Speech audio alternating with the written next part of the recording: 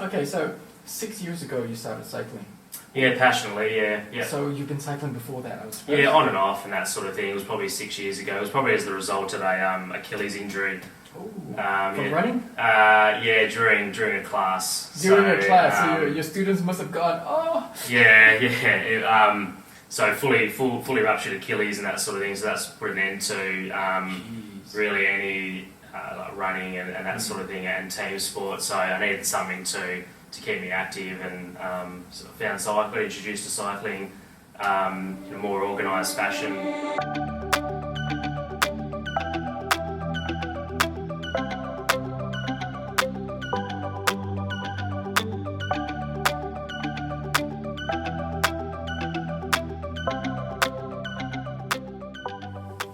Welcome back to another episode of the VeloGrapher's cycling podcast, and today I have with me a very special guy.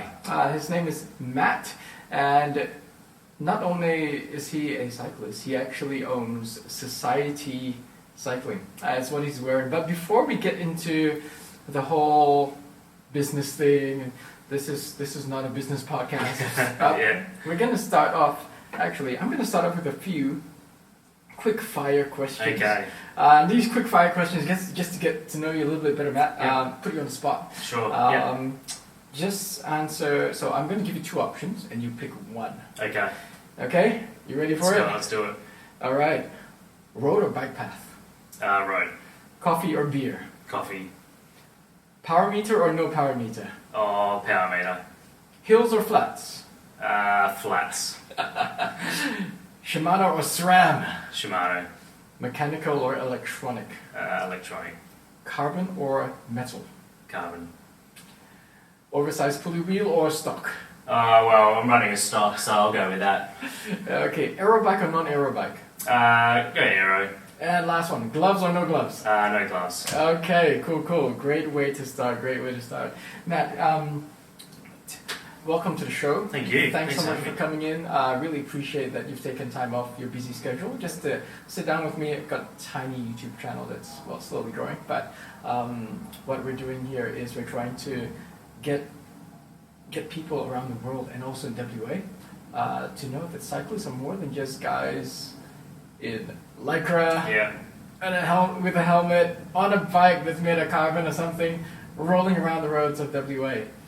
That we're people, we're fathers, we're moms, we've got jobs there, and we have lives just like everyone else. And for me to show everyone who we are behind, because when we put on a helmet or we put on kits, sometimes it acts like a mask. And we don't really see the people for they are. And everyone has an amazing story. Can't wait to hear yours today. Thanks for having me. I'm excited. Okay, we're going to kick off with a really simple question. So, tell me, first of all, I'll tell the viewers a little bit about who you are, what you do, if you've got a family, stuff like that. Go for it. Thanks. So I'm a father. I've got two beautiful daughters. One's nearly 4 and one's 8 weeks old. Oh, so 8 weeks old. Is she sleeping well? She's getting there. We're finding our feet with her, but every child's different. So what worked for the first isn't working for the second, unfortunately. But very nice. Always had a pretty active lifestyle and that sort of thing, and found my way into cycling passionately probably about 6 years ago. Also, in my day job, I'm a physical education teacher. So hats off to you for being a teacher. Thank you. High school. High school students. So you're pretty much prepared for when your kids hit high school. In theory, yes, but we know that. Something gets thrown up all the time. Are you still teaching? Yeah, I am. Fantastic. Still really enjoying it. So that's good. Works in really well. Love it. That's great. Okay, so 6 years ago you started cycling. Yeah, passionately. Yeah. So you've been cycling before that, I suppose? Yeah, on and off and that sort of thing. It was probably 6 years ago. It was probably as the result of a Achilles injury. From running? During a class. During a class, so your students must have gone, oh! So fully ruptured Achilles and that sort of thing. So that's put an end to really any like running and that sort of thing and team sport. So I needed something to keep me active and got introduced to cycling in a more organised fashion by a friend, and that's more organised fashion. Yeah. I like how you put it. So before that, it was more of like scattered, just riding solo. Yeah, that sort of thing. Yeah. And then introduced to the group rides, and really just fell in love with it straight away. And it was, it helped with the leg and that sort of thing. So that was good. How's your leg now? Is it? I'm not doing any running, but which is I'm not too disappointed about. But yeah, it takes. It was probably a good 2 years of Physio. Yeah, not so much physio, but also like the psychological aspect of it too. Is in trusting that your leg's going to support you if you run or jump or. Does it affect you when you cycle, like when you're sprinting or something? Yeah, in those sort of not in a sort of sprinting and trying to put some power through. That's when I do sort of feel it, and that's always going to be my excuse. But yeah, in normal conditions, it's fine. Yeah. Well, before we go on, I must say that I got introduced to you by, and shout out to you, mind blank, I can't remember his name. Joe, yes. Joe Matheson. Yeah. Thanks for inviting me on a Thursday thrash ride. It was painful. Yeah. It was painful. Lives up to its name, doesn't it? Lives up to its name, man. It's like a real thrashing. The boys were riding about 37 to 40 plus. It was like race pace. Yeah. Insane. And some of the boys are... How old are you? I'm mid-30s. Mid-30s? Yeah. Oh, I'm older than you. Yeah. But most are around me. Yeah. And, yeah. Man, strong. And I was going like, holy shit. Yeah. And we had that started off as like one group, and then as the group kept getting stronger and stronger and more people coming along, as I got dropped, more and more, I thought, we've got to introduce a second group here. So we introduced a second group, which is a little bit more, still with sort of your mid-30s average. Second group is still very spicy. Still spicy, yeah. But the first one's next level, yeah. No, after that first ride, I was like, damn, this is a spicy ride. Yeah. I will join it more often. The pain will help me grow stronger. And that's the idea, yeah. Okay, let's track back to 6 years ago. Yep. When you got more passionate about cycling. Now, what do you still recall your first road bike? Yep. What was it? It was a Giant Defy. I think it was a 2009 Giant Defy that I picked up secondhand. Yep. Just on Marketplace or Gumtree, and I love Gumtree. Well, I used to love Gumtree. Now it's sort of, I think Marketplace has taken over, yeah. But I didn't, you kind of jump on, you clip in, you're going, this feels alright, without having any idea, really, about sizing and fits and all that sort of thing. So, but no, it was really good. So Giant Defy, what kind of group set did you have on? It was a 105 group set. Yeah, so it was a pretty good pickup. Mind me asking how much you got it for? Oh, I think it was about $550 or $600 or something like that. So to get 105 for $500 today is impossible. You probably just get a rear derailleur and something. Yeah, and the frame and everything was in really good condition. So I think I ended up selling it a year later for about the same price. So it was, wow, it was winning. It was good. What was your next bike? It was a Merida Sculptura 5000. Nice. It was white. That was my almost like injury present. So I was going through some rehab, moonboot and all that sort of thing, and I thought, I'll buy myself a new bike to look forward to that. So yeah, that was a step up as well from the Defy. Was that brand new? It was brand new. Oh, yeah. Nice, yeah. nice. Do you want to shout out to the shop that you got it from? It was a chain store, 99 bikes. So with that one, so yeah, it was good. Very good. So your journey 6 years ago to now, how many bikes have you gone through? This is my third actually, so I haven't been going mental on it. So that M+1 theory, I feel like it's a trap. So I've really tried to rein myself in, because I'm mindful that if I always try to go for the latest and greatest, it's just going to be a never-ending thing. So I try and space out my. Do you sell your bikes before you buy a new one, or do you still have some? No. If I get a new one, I sell the old one. Yeah. I see. So you're like a one bike man. I'm a one bike man. Yeah. A one woman man. Yeah. Well, that's my wife will be happy.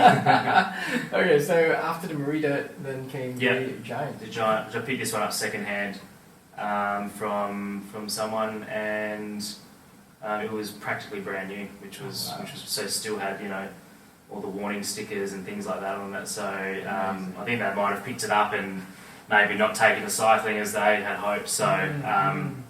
And when did you pick this up? That was, I think it was the end of 2001. That's a 2021, end of 2001. During COVID.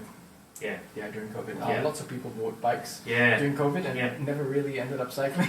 No, well, yeah, that's right. Yeah, as gyms were closing and that sort of thing, people wanted to stay active, and so I was probably the beneficiary of that, I think.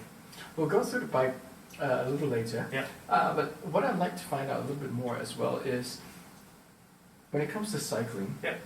I know that you went in because of your injury, but how did you grow to love the sport so much? Because I can tell that you're really passionate about it. Tell me about your journey in cycling from 6 years ago after the injury. It was so basically got introduced to my very first, I suppose, more serious group ride. Was using a colleague's, or as a friend. One of his spare bikes, and then it was, this is fantastic. And what I really, really enjoyed about it was that we go for a ride and we'd sit at the cafe for half an hour, and there was that camaraderie, there was that banter, and there was that social element to it. So it really became something different to what I was doing prior to that, which was mostly solo rides, for their physical activity, aerobic benefit. Whereas what I was introduced to, a number of years ago was the social element as well. So that basically you found a community. Absolutely, and I never realised how massive the community was at that time. And then as you go, you join more group rides, more people come to join you, or you get more people involved in the sport. Yep. Now when I think about it, there's plenty of group rides you can join throughout the week. There's plenty. You walk into a cafe now, and you'll always see at least one person and things like that. So it's been a wonderful journey. It's been great. So what was the best aspect of these? I'll call them coffee rides. Yep. What's the best aspect of the coffee rides that you found? I think people support each other as well. So whether it was a new person coming in, or cycling in some ways can be a little bit elitist, I think. But I think what the vast majority of the community are really, really good at is being inclusive and supporting each other. And if I'm going to invite you to a group ride, I'm going to make sure that You're taking care of I'm taking care of you, because if you have a bad experience, that could be detrimental. You might put the bike on the wall and never ride again because you had one bad experience, maybe a group that didn't look after you and things like that. So that's true. Have you made good friends, good mates out of these group rides? Oh, absolutely. My business partner in society was I met through a group through cycling and things like that. So and when I look at the guys that I ride regularly with, all of them are through cycling. Not from pre-existing friendships or anything like that. They're all just people I've met through cycling. So it's been fantastic. And you look at the age range of people that you cycle with, you just get a breadth of different experiences and jobs and that sort of thing. So it's really good like that. That's really cool. Something you just brought up was that some groups can be very elitist. Yeah. And have you experienced that before? Not too bad. I think I probably in the early days erred on the side of caution a little bit more. I thought, I'm not sure about this, so I won't go and do it. So I haven't been and it's not. And some groups are there as long as I think it's publicised or advertised for what it is. I think that's fine. So if you're doing a ride that, in some ways like our Thursday ride, it's every man for himself or woman for themselves. As quick as you can, we'll see you back at the cafe. Yep. If that's how it's promoted, then that's fine. But we just want to make sure that people are coming along and they're getting what they expect to get, because I think it can be very detrimental. I think if especially new people, we don't want to, you don't want people to be scared off. Yeah. That's right. You know what? I'm going to ask you to give a plug to our viewers. Those of you who are in Perth, Matt's going to give you a plug on when your rides actually happen and where they start. Go for it. So on a Tuesday, we do a Tuesday, what we call the Society Tuesday Social, and that is a social river loop. We leave from Raffles and Narrows Bridge, so there's two groups departing. And then on a Thursday, we have two groups doing a super quick ride. So we've got, as we spoke about before, we've got the two groups and that leaves from the South Perth area. So all the information is on our website and things like that, and we always encourage people to come along. Yeah. I'll make sure that the in the comments below, just look below and you'll be able to find all the details, like the Instagram, the Strava group, and you'll be able to, if you're visiting Perth and you want to ride a fast ride or a no-drop ride, totally up to you. Information will be right down there. All right, Awesome. Let's continue. Matt, your kit, I don't even know what color it is. It's like pink, We call it salmon. brick. We call it brick. Brick, really? Midland brick? Like red brick, yeah. Very nice. It's a shade of like a pink, it's very salmony, like salmon, but love the design, and I can't help but notice that you are fully kitted out in society, and society. Socks, everything. It's not every day that I get... bottles. Oh, water bottles as well. There you go. Bar tape? No bar tape. Gloves? No gloves. Oh, you guys really don't do gloves at all? Yeah, we don't wear them, Okay. Chris and I. So, but it is we're always looking at products and that sort of thing. So Now, what I was going to say is that it's not every day that I get to talk to an entrepreneur who has started a bike apparel brand. yeah, Well, that's it. The last podcast I did, I had Magdalena Oleksky on. She's from Melbourne. Yep. She's got her brand Legend there. And from here in WA, Perth, you've got Society. What inspired you to actually go out and get kit done when there are so many different brands? I mean, you got the big name brands that everyone knows, like Rafa, Map, Yep. Pedal Mafia. You've got Paranormal Studios, Com Studios. the list is endless. It's yeah. endless. Now, Yeah. what made you do this? Oh, why in the world did you even do Yeah. So I've probably been involved in, call it the rag trade, for probably 15 years. All the way back, during my university days and things like that, I was, designing and selling T-shirts and that sort of thing. And I did a, call it a men's casual wear brand for about 5 years. So we were fortunate enough at that time, we were stocking about 40 or 50 stores around Australia with our product. So. And then from there, I made my way into a job with a company doing product design and offshore development. So that was really mostly apparel based, but also merchandise, pet products, you name it, workwear, safety wear, that sort of thing. So, and then that kind of cut my teeth really, I suppose, in that industry. And then as I got more involved in cycling, I always had that creative, I suppose, that desire to create. And as I was getting, my first bike was $550 or $600. Yes. And then, the first kit was going to be somewhere in the vicinity of that same price. Ah. So that became... But when you say vicinity of the same price, so the full kit would have cost about $500-$600. Well, you're looking at what a lot of brands, the bigger brands, $300 for bibs, Yep. $150, $200 for That's a 500. jersey, $30 for socks and that sort of thing. So it was a really big... I suppose, financial outlay,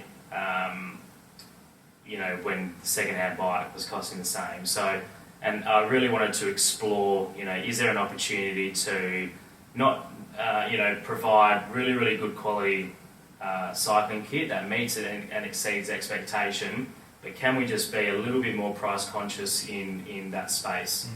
And it was probably... late 2020, early 2021, I really started to work with some suppliers, get some samples made. Yep. And in some ways, because of the how hectic that time was with COVID, I was almost hoping that I couldn't find a good supplier or that there was going to be problems. I could just say, I don't want to do this is too hard. And there was that with some, but then we found some really, really good factories and suppliers, and I said, I've got to do this. So mid-2021 was when we launched the product and the brand officially. We were pretty, had a bit of foresight, I suppose, to start to build a mailing list and that sort of thing in advance. So we sold out our first collection in 48 hours, which so it was a pre-order. So we had the product, it was pre-ordered, and within 48 hours we'd sold it out and oversold. So then we were back and we were producing more straight away, and it's just it's just grown from there. Very nice, very nice. So, do you do the product design yourself? Yeah, so between Chris and I, we share that, do all the product design and sampling. Who is Chris? So Chris, the elusive Chris, you probably see him in a lot of the photographies, all the tattoos on his legs and that sort of thing. So Chris and I were introduced through a mutual friend, started cycling together, really started to build up a great friendship, and he's got a great knack for not just design but also photography and video work, not to your level, but also that a little bit of experience in the apparel space as well. So we were I think it was just him and I just went for a ride one day. We were having a coffee and we thought, should we just join up? And we thought about it for a few weeks and we thought, yeah, let's do it. So I think when you look back at our story, the growth that we've experienced really started to occur significantly around that point. So it's definitely been a positive partnership. Tell me a little bit more about the name Society. Where did it come from? What does the only hint I have is that Society, born on the River Loop. And for those of you who have no clue what the River Loop is, well, here is a screenshot of the Perth River Loop. It's very, very popular. Many riders do it. In fact, one of the most popular rides, which is coming up Boxing Day. Yep. It's a mad ride. I mean, you've got World Tour pros riding as well. Gets a mention on the Tour de France every year. Oh, yes, yeah. It does. And the Papa's Boxing Day ride. That is the River Loop. And if you want to ride the River Loop, there are many groups that do that every single week. Almost every day, different groups. But tell me more about Society. Where did the name come from? What inspired it? Yeah. So when I go back to my sort of previous experience in the industry, Society was something that I developed myself as a men's casual wear line and brand. So I had all the trademarks and all that sort of thing. And then there was a fair gap in play. And then fast forward 5 or 6 years when I really wanted to dive into the cycling apparel. When I was looking for a name, I didn't even think about anything else. I just thought, I've got that there, I've got the branding and everything else, and I ran with that, and it just has this almost like a little, exactly what you're saying. What's it about? What's Society about? What does it mean? And secret society. Well, in a way, yeah. There's that sort of element to it as well. So, and then born on the River Loop, as you say, so a really popular cycling loop in Perth, and anyone that cycles in Perth has probably done the River Loop. Yeah.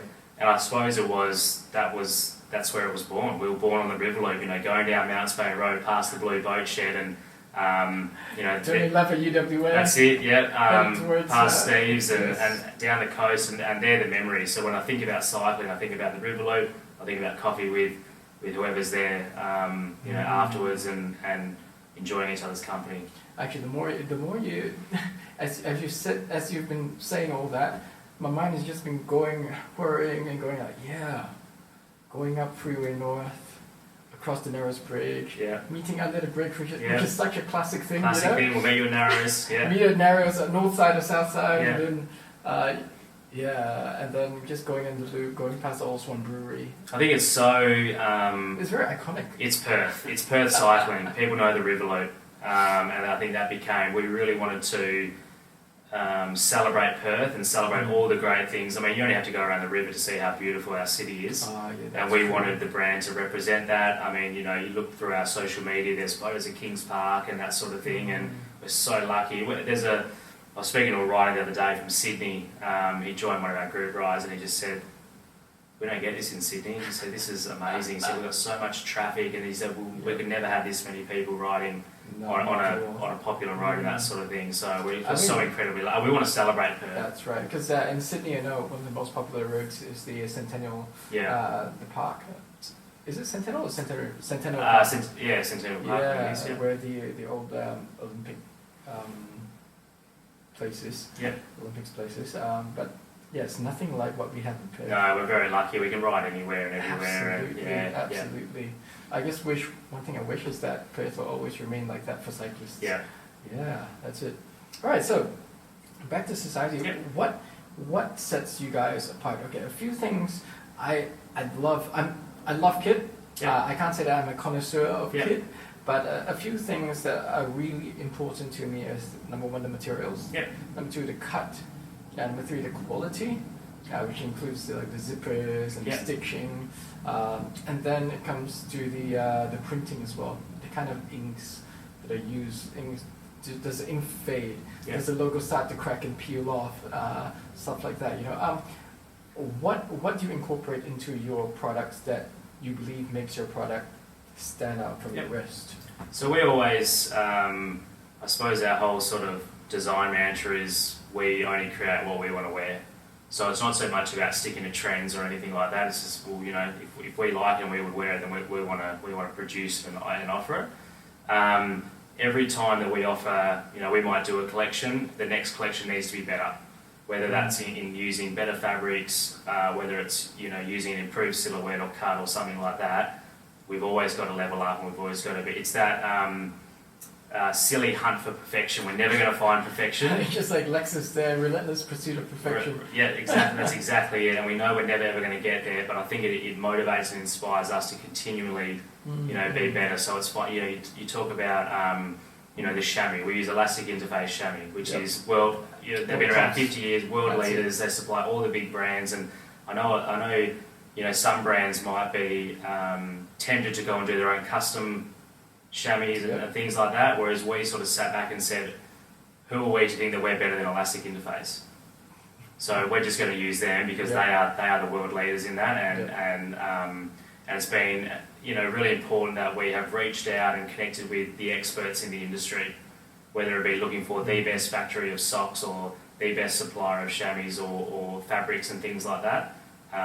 We always want to make sure that we're continually improving the product. And I think when you go back, our customer retention rates show that. Our returns are basically non-existent.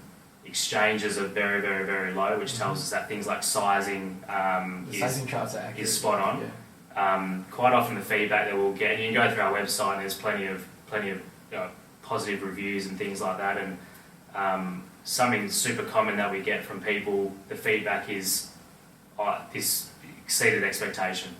And that's what we want to continually do, is exceed expectations. So when they get the package and they open it, wow, okay, this is more than what I was expecting. So part of that is product, part of that is price as well. So yes. So if I was to go online now and order a full kit, what would the price be? Would it be like $500-$600 for a full kit? No. So whilst we're definitely not we're not price driven in that regard. We're not a discount brand or anything like that, but we are mindful about, we are servicing people exactly like us. So we want to make sure that, if we wouldn't pay that for a product, then why would we expect our customers to pay that?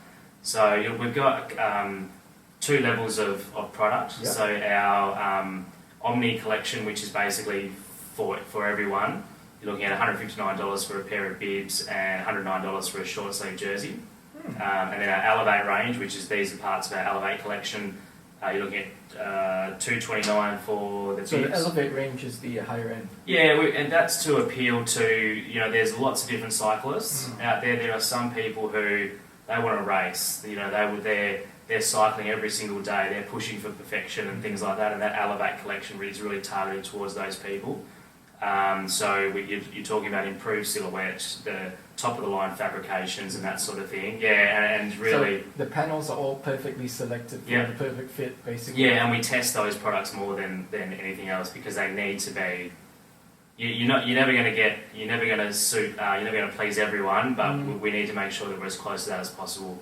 And we only released this collection back in early mid-October, and the feedback already has been... So for the Omni, if I'm talking about bibs, top, do you have base layers? We have base layers. So bibs, top, base layers, socks. So the full shebang. Yep. For the Omni, I'll be spending around what, $250, $300? About 300. Yeah, 300. And if I was to go for the Elevate, how much would I be looking at? You're looking at probably closer to 400. Close to 400. That's still a pretty good price. Yeah, for a full kit. Some brands. Bibs alone like 300, excess of 300, that's really cool. Fabric wise, a lot of companies say Italian fabrics. Is it a real thing? It is a real thing. For us, it's always about or is it actually Italian but born in Italy but actually made in China? Well, there's a few of those. designed in Perth and crafted in China, whatever it is. But no, it is, and it's about there's no limit. We can go and find the world's most expensive fabric if we want. Is that going to be able to help us to provide a product for the price that we want? No, it's not. So we have numerous different suppliers of all the different products and trims and zippers and everything. And for us, it's about going, what price is this product going to be, and what is the best product? What is the best element that we can find, that we can use, that's going to provide the best customer experience for the price. So essentially, it doesn't really matter where the raw materials are from, as long as they're quality. That's right. They fit the price point, and they last, and people love it. That's most important. Yeah. Something I noticed about the bibs. The bibs are seamless. These ones are. There's an Elevate collection. Yep. So the integrated grippers, silicon injected grippers there. So that was a massive point of difference in the Elevate range. And I also noticed that the side panels and the middle panels different. Is that a one-piece middle panel from the front to back, or sort of two-piece? So that's one piece. We've got the lower back piece as well, and then we've got the honeycomb or hexagon fabric on the legs as well. Beautiful. Yeah, and it ties in with the jersey. The hexagon shape. Yeah, looks really cool. Yeah, so the collections really they talk to each other really well. Yeah. So how many collections a year do you guys release? Probably around 4 to 5. 4 to 5. Yeah, I'll make 4 probably. Yeah, so we'll do. We've got a new one coming out in mid-January, which is cool. So that's part of our Omni range. Very nice. We'll do a winter collection going into the cooler months here in Perth. Probably something for spring and then again for summer. So it's about 4 collections a year. Very nice, very nice. Yeah. I'm looking forward to have a look at the products. Now, if I was to go on to your website now to buy, do you guys have actually sales on archive products or stuff like that? When's the best time to purchase our products? So we do have an outlet tab on our online store. So any call it discontinued lines or ones that there might only be a few odds and ends sizes, so they go on there at a discounted price. Black Friday exceeded expectation massively. It could not have been any bigger for us. So that's great. we're actually still processing orders. We managed to get it through pretty timely. So a lot of our products where only got bits and pieces of size, like our Omni, we offer that in 3 colourways. We're about to introduce a new one. So we've got a massive restock going on at the moment, which we're looking to probably end of this year, start of January. So all that'll go up online, and then we've got a new collection coming in January. But there's always stuff on the outlet collection as well. And do you have a physical storefront, or is everything online? Everything's online at the moment. We have a really good relationship with Lake Spikes in Coburn. So they, They stock Society. They stock Society. Oh, nice. So we've got a great wall there with pretty much a full range. So people could go in if they want to touch and feel the product. I'm a touch and feel consumer as well. So we send them into those to see Anthony and Joe there and the boys at Lakes, and they can pick and choose and mix and match, all that sort of thing. Nice. So very nice, very cool. All right, I'm going to go back now and rewind. Yep. Go back to this bike. Yep. Now, when you got this bike, what made you want to upgrade from the Merida? I really like the Propel. I know that this has been superseded now by the 2023 and 2024 Propel boats. I really like the shape of it, and so I had my eye out for one, and actively looking, I guess. But when one, because it's a small frame, and at that time of COVID where lots of bikes were getting bought and sold, smalls just never came up. That's true. Smalls never came up, so when it did come up, I pounced pretty quickly, because I had been looking and almost ready to buy for a couple of months. So when it came up, I thought, no, I've got to get it. So, Was this the colour that you were looking for, or did you just settle for it?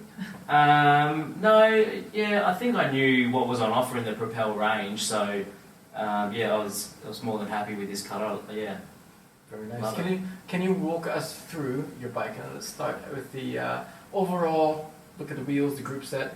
Yep. Yep, go for it. So it's an Ultegra Di2 11 speed. So a lot of this is just stock with the bike. So and we have Ultegra pedals. Ultegra pedals, Nice. the dual power meter that comes with the bike, Supercaz bar tape, and that is a specialised Power mirror. not the mirror, but yeah, on that range, the power saddle. So the guys at Lake set me up with that, a few bikes ago, and it's just such a comfy seat. So I've kept with that. With the what else? I noticed you've got a mid-compact, so 5236. Yep. No, 52? 36. Yeah. Yep. So do you do any hills at all, or do you A little bit, but just like the sort of. flats? I prefer the flats, but the hills aren't good. I don't get out as much as probably should. But. Very cool. So the handlebar and stem is the stock Propel one. Yep. So they came stock with the Giant Propel. And I see that you have a Garmin computer. Why Garmin? It was just one that I just picked up. It's the 520 Plus, and I'm just sort of, it's so hardy, and it's like a Nokia 3310 in some ways.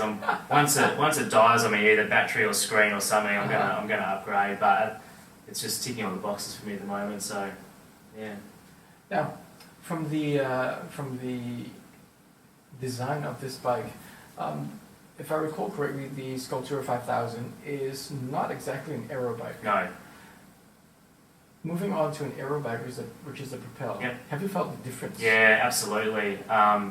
In body and in frame, so very stiff and responsive. Probably, I know a lot of the commentary between sort of this model of Propel and the new ones is that they're a bit more forgiving, the new ones, because a lot of people found these so stiff and responsive. But I can see the very thick and chunky aero seat post. yeah, and I think quite harsh. Well, that's just what that was what I loved about the Propel when I bought it. It was a substantial bike, and massive. The Sculptura was a bit more of a all-rounder sort of bike, so there was a massive difference. And I'm not getting any younger, and the back does feel it from time to time. But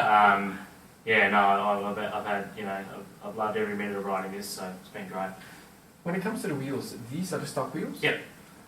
That's very interesting, because the SLR ones have, this is what, a 42? 42 and a 65. Excuse me, 42 and 65, that's pretty interesting. Because most bikes come with the same. Same, yeah.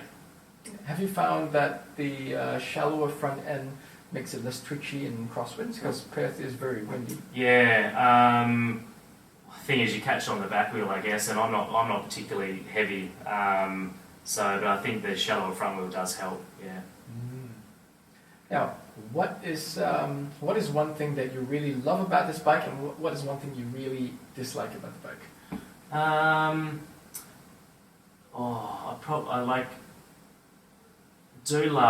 love the colour. It does change.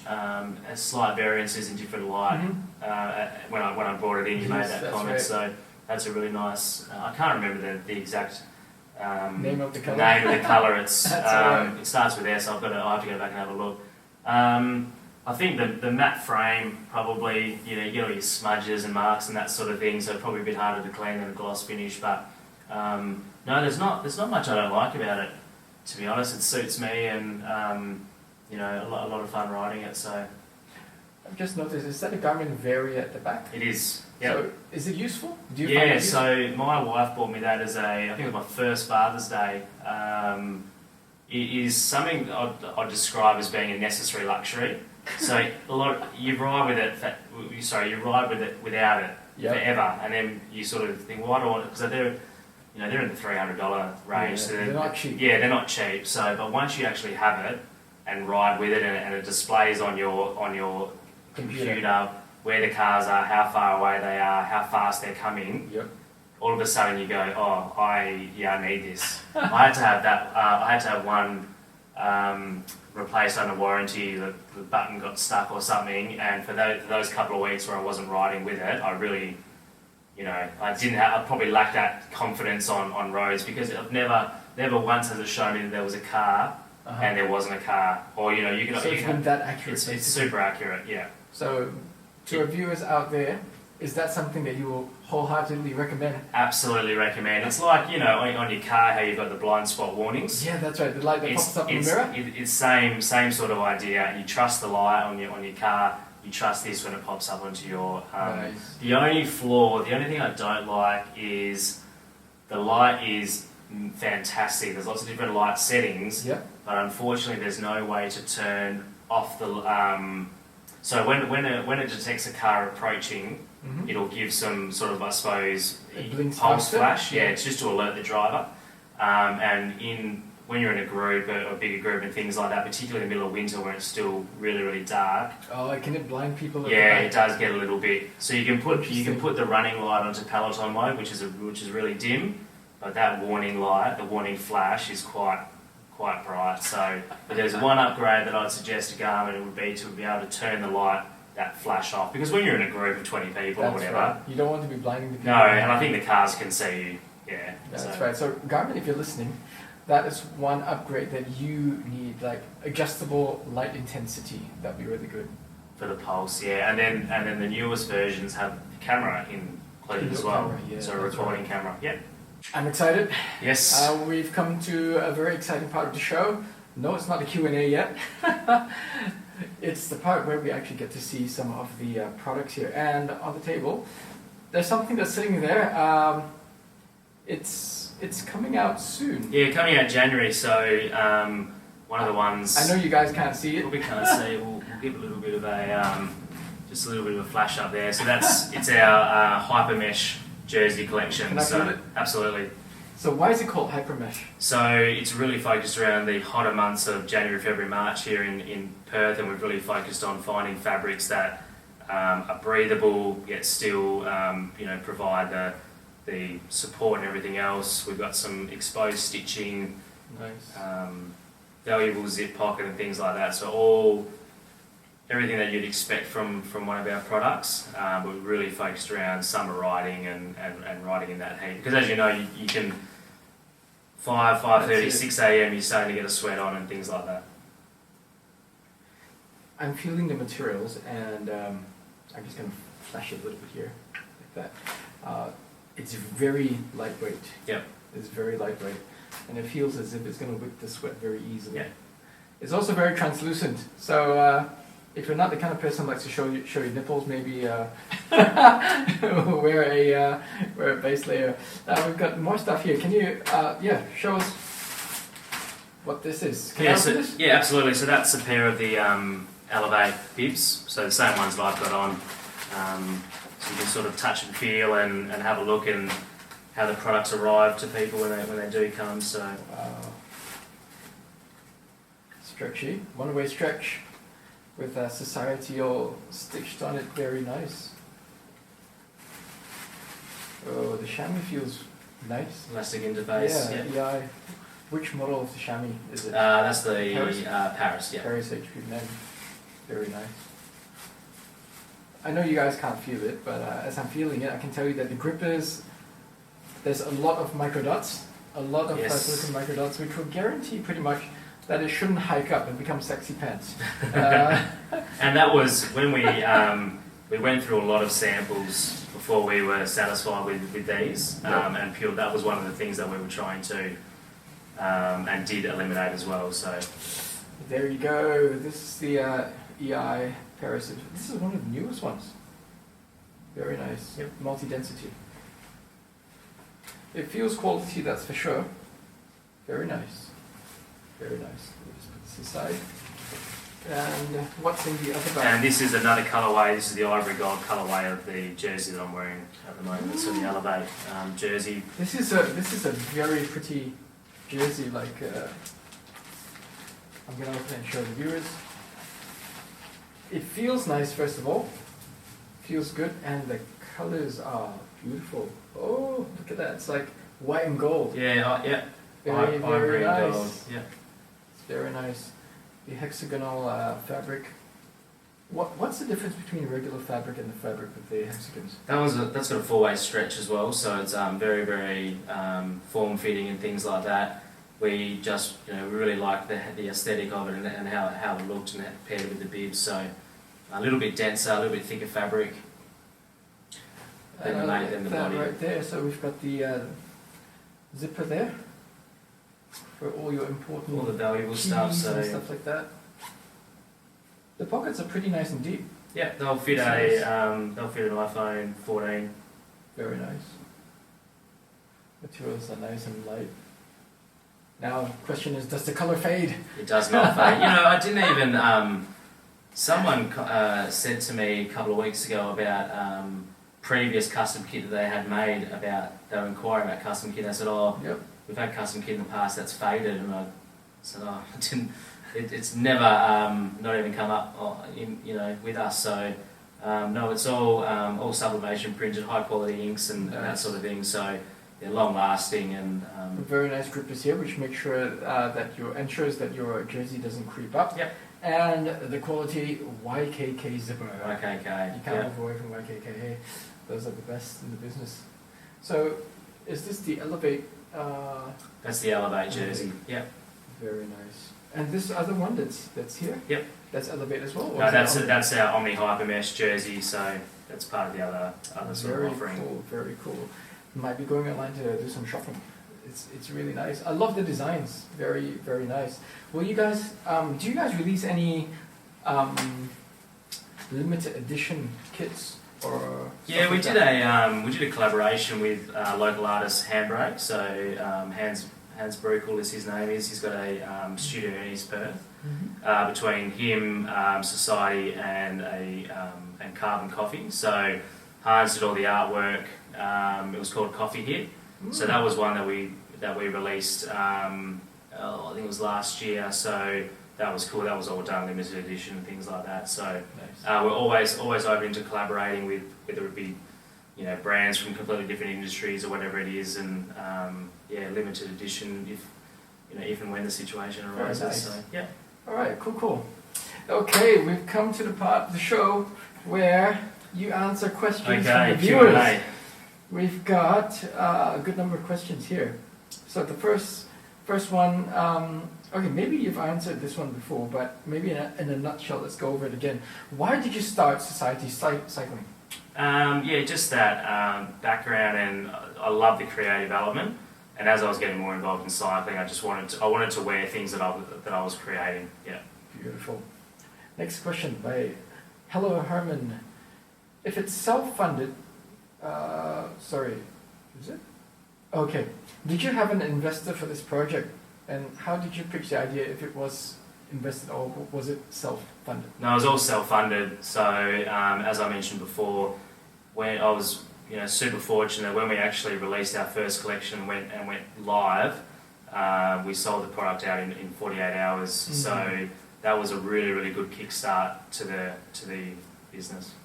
A question that follows on from that, if it was self-funded, before you knew that it was sell out, how did you justify investing in it? Yeah, that's a really, really good question.